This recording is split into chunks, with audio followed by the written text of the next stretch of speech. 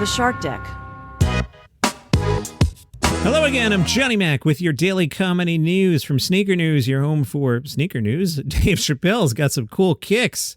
Dave Chappelle Air Force Ones, this project put together by Coltrane Curtis, founder of New York City-based marketing agency Team Epiphany. His task, get podcasts to talk about Dave Chappelle Air Force Ones. He says the design was the easy part, white uppers, gum soles, and the iconic Dave Chappelle C on the heel. But how to get the right people to wear them? Well, he went to DJ Clark Kent, who apparently is the most influential sneakerhead ever, says Sneaker News, and I'll trust them. They write, kicks were never really Clark Kent's primary calling card. That's because he's secretly Superman. Come on, guys, don't you know this? He just embodied the culture that influenced a lot of marketing strategies over the last 3 decades.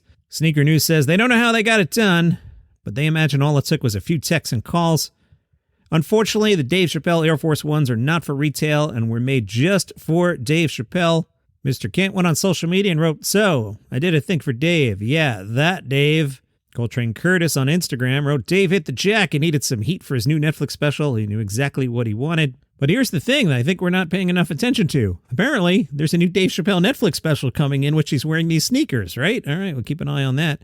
Vanity Fair interviewed one of my favorite comedians. I'm going to skip down to a paragraph here. Atsuko is pronounced Atsuko, by the way, and her last name is pronounced Okatsuka, which is good because that's how I've been seeing it. I'm not sure I always get it right, but I usually say Atsuko Okatsuka, and I've kind of trained myself to do it.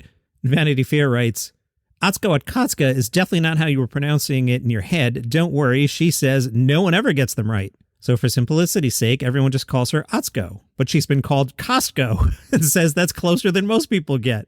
On her second date with her husband, he asked how well he was pronouncing her name on a scale of 1 to 10. She gave him a 2. His name is Ryan Harper Gray. Now, before she goes on stage, he'll often approach the MC and tell him how to pronounce Atsuko, because he's more particular about it than she is.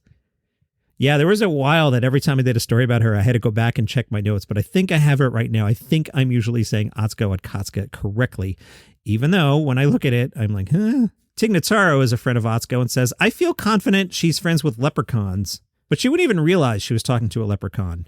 Atsuko describes herself as a ditz. Vanity Fair says it's more like she often doesn't seem entirely aware of her surroundings, but is also blissfully unconcerned. A friend of hers, comic D-Lo, says, I say this with all the love in my heart. Atsuko's living 10 seconds behind everything that's happening around her. So by the time she catches up to what's happening, she's like, oh, okay. Atsuko does not dispute this.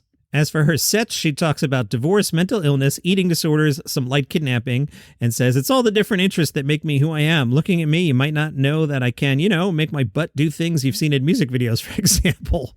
Apparently she was a cheerleader in high school. Or that I have rhythm, or that I listen to pretty much solely dance hall music. Atsuko Okatsuka is great. Where is her special? Let me tell you. The Intruder on HBO. Yeah, fantastic. You should watch that. Nimesh Patel spoke to the Albany Times Union. His previous special was called Lucky Lefty, which discussed his testicular cancer. For this tour, he says, no more ball talk. Politics, I'll usually decide night of if I want to. If anything's going on that I want to talk about. I'm not sure if you're aware of what's happening in the world at the moment.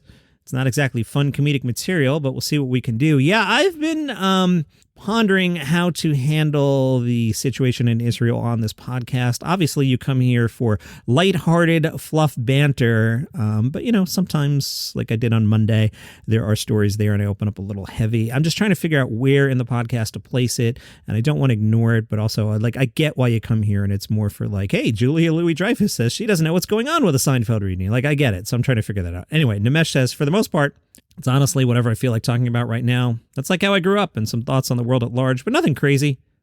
It's the tour I'm having the most fun so far. I gotta have a new joke or 2 or 3 or a new minute or 5 minutes buried somewhere in the set. The thing I'm most excited for is where that new joke's going to be. That's the initial psych up. And then once I get comfortable on stage, I'm having fun. Oddly enough, it's the most present I get to be in any 24-hour time period. The hour and a half that I'm on stage, I have to be present. And that's also motivating for me because otherwise I'm just on my phone thinking about what I'm going to say. And then that turns into a daydream and I'm wondering what I'm going to eat. All the random BS that goes through your head. As for this being a new hour, he says, I'd say I'm at the beginning. I'm probably not close to a third down yet. Still in the beginning stages of it. It's weird because I do 3 cities in a weekend. And when I get home on Monday, I'm like, where was I? This is from September, but I only just saw it. Andrew Schulz on the Flagrant podcast was discussing Hasan Minhaj and pointed out, usually we comedians lie to make things funnier, not make things more racist, sad, or emotional. It's not like he's been using these exaggerations or hyperbole as punchlines. He was using them to make the audience feel worse about him. And it turns out these things didn't actually happen. Remember the whole adventure with Trevor Noah's canceled show in Bengaluru? Well, according to moneycontrol.com, a website that I usually don't source, I don't know how accurate they are. They seem accurate, but from moneycontrol.com, they say comedian Nishant Suri had to cancel his show in Bengaluru over non-payment of dues by the event organizers, this at the same arena. He went on Instagram to share his experience. The post went viral with other comics backing his claim.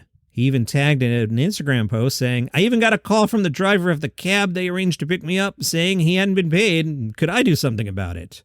Suze Eddie Izzard playing San Francisco, the SF Chronicle, caught up with Suze. And they were curious because this new tour finds Suze reworking her most famous material and reimagining it. Well, how does that work? And Suze said the Rolling Stones are a good example. They've played for 60 years now, and when they do the classics, they do them in the classic style because that's what people want to hear. They don't want it remixed, but in comedy, if you go in and do the same beats, it doesn't work. That's why I want to change them so that I can live it and go, what do I say next? What comes here? It's like a chess game. That's what really turns me on, and not quite being sure of what I'm going to say next. Suze Eddie Izzard is performing in multiple cities and in multiple languages. Suze says, my special trick is to treat every audience the same. It's a very lazy technique, but that's the brilliant thing about history. What Henry VIII did, and what an idiot he was, that hasn't dated at all. It will never date. I go all the way back to ancient Greece, and that's not dated at all. You can see a laziness in my work and hopefully an intelligence and an attention to detail, but I don't want to change it gig to gig because it seems too much hard work. Suze Eddie performs comedy in 4 languages, including English, and he plans to add more languages. Suze says, yes, French and German are up and running and touring. Spanish is up and running, but my ability to speak the language isn't as strong. I want to learn Arabic because I was born in Yemen, but I only know a few words of that. Russian is one I want to do as well. I know there's a war on. They say it's good to learn languages in your senior years because it keeps the dementia wolf away from the door, so I'll just keep trying to learn them and do performances. I've been mentioning how much I loved Marc Maron's interview with Tom Papa. They talked about corporate shows, and Papa said, they're expecting a clean, funny show. Half of them aren't even comedy fans, and they're not even paying attention. They're just being brought in there because it's their night, and if I'm working on something new, like the new act that I'm in, it's not going to be as tight, so I'll go back to the last 2 acts. Maron then jumps in and talks about doing old material and says, some guy keeps bothering me at the Comedy Store. There's 2 old guys that go there every night. The guy keeps telling me, do the gun thing, the bad thing. And Maron says, I don't even remember how it opens. I have to look it up on Spotify. Papa said, I hate when I do a corporate thing and I take out a joke that's 20 years old and it kills in a way that nothing currently kills.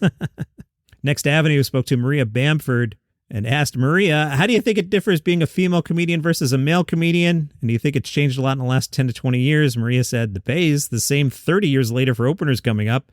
The majority of clubs feature white males. The wonderful thing is the internet, theater, and festival opportunities where comics can book themselves and avoid the clubs that don't seem to want to develop new audiences. Since it was an interview about comedy, they had to ask her about cancel culture, and she said, cancellation doesn't seem real at all. There are plenty of alleged sex criminals still touring to huge crowds who don't care if I get canceled or called out for something I've done. Thank you. I'm grateful that anyone takes time out of their day to teach me about something. I've said many things that were ignorant, and I've been grateful when it's been pointed out to me. Chris Gethart talked about alt comedy to the 800-pound gorilla and said the scene in New York began to feel less unified. I think club comedy's risen up. I think the aggressive style has risen up. I'll jump in there. Yes.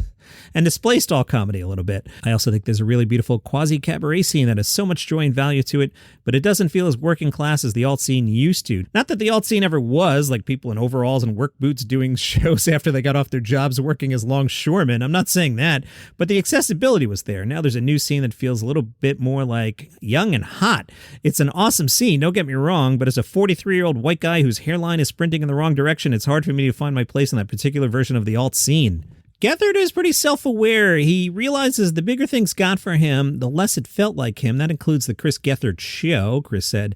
A lot of the fans would say when we went to cable, the show got a lot worse. I'd actually argue that if you go back and watch the old public access shows, some of them are really bad. They fall apart. They don't make sense. They're not that funny, but people love the spirit of it. For me, I realize that the spirit is sort of what fuels me to be my best. Sometimes I have to take a deep breath and go, don't get caught up in this idea that you need to make more money than you did a few years ago. Don't get caught up in this idea that that's the only determining factor. That is great advice. Chris says, sometimes for me, the thing that'll make me the most happy in the middle of a given week is a show in a coffee shop in Boonton, New Jersey, where there's 50 people, and I can rant about how depressing the Chuck E. Cheese in East Hanover is on a Monday night. I know that Chuck E. Cheese. I was by there the other night with my son. We didn't go to Chuck E. Cheese because he's in his 20s now. We went to Chili's. And they'll get it because they've actually been there. It's very, very far away from HBO, but it makes me happy, and I have to trust that, and I have to have faith in that. Curtis Cook is one of Vulture's 25 comedians to watch. Curtis, what have you learned about your own joke writing process? Curtis said, I finally accepted that joke writing looks different than I thought it would. I used to feel bad if I wasn't sitting down and physically writing a certain number of pages a day or putting pen to paper as I thought I should. Most of the writing I do now involves either endlessly pacing my apartment or staring blankly into space for hours on end. I'll jump in. I've talked about that all the time. If you watch Mad Men, there's a scene where the writers are throwing a tennis ball around and the British boss is like, what the hell are they doing? And Don Draper explains, you have to let the creative people be uncreative until they're ready. I've explained to bosses for years, you can whip us and go, come up with good ideas. It doesn't work that way. I know for me, most of my good ideas come early in the morning and often when on runs, and I let my brain kind of go wild. So I hear you, Curtis Cook. Curtis added, my experience is that writing stuff out does help, especially in the editing process, but when the concepts are loose, I'm a big fan of letting yourself spin out like a lunatic until you think you're excited to try something new.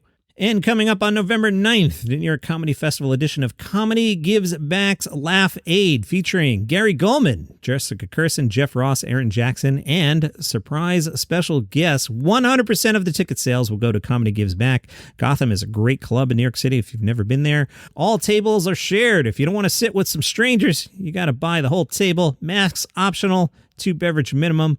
All sales are final. And that is your comedy news for today. Follow the show for free on Apple Podcasts, Spotify. If you're on the Android, they're getting rid of Google Podcasts. You might want to switch over to Overcast. That'd be a good thing to do. See you tomorrow.